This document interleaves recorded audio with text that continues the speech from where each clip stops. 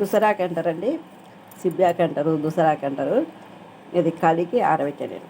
కడిగిన అన్నీ ఇది కర్రీ చేస్తాండి. ఆకుకూర శనగపప్పు నానబెట్టిన సన్నగా కోస్తుండండి. ఇది ఎల్లిపాయలు, ఉల్లిగడ్డ, పచ్చిమిరపకాయలు వేసుకోవచ్చు, ఒట్టిది కారం వేయచ్చు. నేను ఒట్టి కారం వేస్తాను, కారం పొడి వేస్తాను. కూర నేను చేసే విధానం చూపిస్తాండి. కావాల్సిన పదార్థాలు చేసే విధానం చూపిస్తాను. ముసరిగా తొందర ఉడకదండి, కుక్కర్లో వేస్తాను. అమ్మోళ్ళ ఇంట్లో యాప చెట్టుకు వారిండండి ముసరిగా. అది తెంపుకొచ్చినప్పుడు మంచిగా ఫ్రెష్ బాగుండే. నేను చేయాలనుకుంటే లేట్ చేసి ఆకు కొంచెం ఆరిపోయింది. తినాలే, వేడి తక్కువవుతుంది. అది పాతకాలం కర్రీ అండి, నాయనమ్మలు అమ్మమ్మలు ఉండే కర్రీ దుసరిదిగే. వెలిగించి గిన్నె పెట్టిన నూనె పోస్తా. నూనె పోసినండి.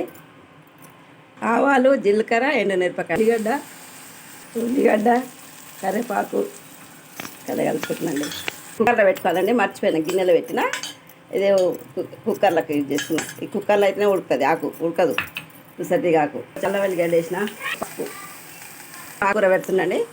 కలుపుకొని కొంచెం ఉమ్మగినాక పప్పు పెట్టుకుంటాం. ఈ కూర కూడా మా అమ్మ వాళ్ళ ఇంటి కాడ తినండి, చాలా టేస్ట్ ఉంటుంది.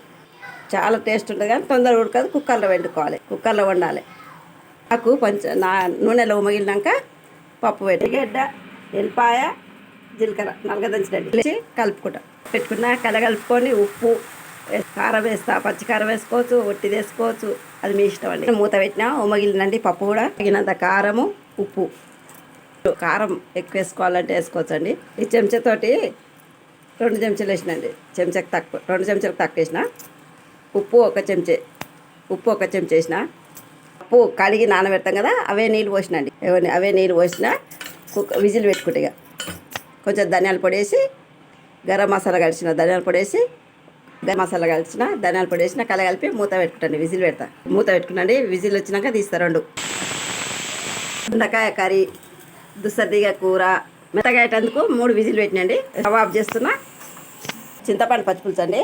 కొంచెం 2 మిరపకాయలు, పచ్చిమిరపకాయలు గంటెలు వేసి వేయించి ఉప్పు వేసి పిసుకాలి, బాగుంటుంది.